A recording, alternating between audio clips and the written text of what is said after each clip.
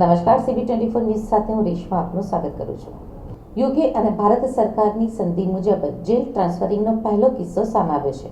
મળતી માહિતી મુજબ 2020માં આરોપી જીગુ સોરઠીએ આડેધડ ચપ્પુના ઘા મારી મંગેતરને રેસી નાખી હતી. હત્યારાએ 21 વર્ષીય મંગેતર ભાવિનીની ક્રૂરતાપૂર્વક હત્યા કરી હતી, જેને લઈને યુકેની લેસ્ટર કોર્ટે આજીવન કેદની સજા ફટકારી હતી. આરોપીના પરિવારે ભારત જેલ ટ્રાન્સફરની મંજૂરી માંગી હતી.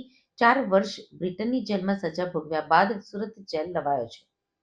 વર્ષ 2020માં 23 વર્ષીય જીગુ કુમાર સોરઠીએ 21 વર્ષીય મંગેતર ભાવિનીની ક્રૂરતાપૂર્વક હત્યા કરી હતી. આ સમગ્ર મામલે યુકેની લેસ્ટર કોર્ટે હત્યારાને અતિ ક્રૂર જાહેર કરી આજીવન કેદની સજા ફટકારી હતી. સપ્ટેમ્બર 2020માં યુકેની કોર્ટે આરોપી જીગુને આજીવન એટલે કે 28 વર્ષની સજા સંભળાવી હતી. પરિવારે યુકે અને ભારત સરકારની સંધિ મુજબ આરોપીની ભારત જેલ ટ્રાન્સફરની મંજૂરી માંગી હતી. 4 વર્ષ બ્રિટનની જેલમાં સજા ભોગવ્યા બાદ બાકીની સુરતની લાજપોર જેલમાં સજા ભોગવશે. બ્રિટિશ એક્સપર્ટ કેદીને લઈ યુકેથી દિલ્હી એરપોર્ટ પરથી સુરત પોલીસને સોંપ્યો છે. દિલ્હી એરપોર્ટ ઉપર કેદીના આપ-લેને વિડીયોગ્રાફી અને ડોક્યુમેન્ટેશન પણ કરાયું હતું.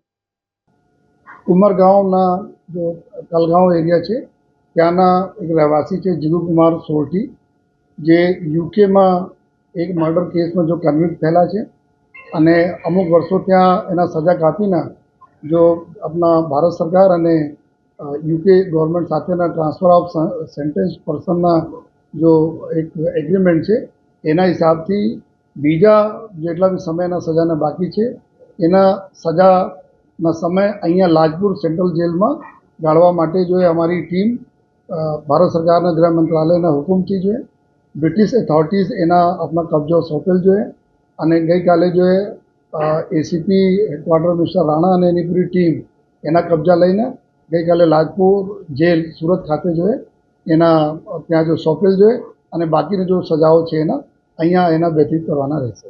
આરોપીના આપણા જાણવા મળેલા છે કે ખૂનના ગુનામાં આ આરોપી છે જો આપણે ત્યાં જો મર્ડર લિસ્ટર યુકે ખાતે જો મર્ડર થયેલા હતા એના આરોપી છે.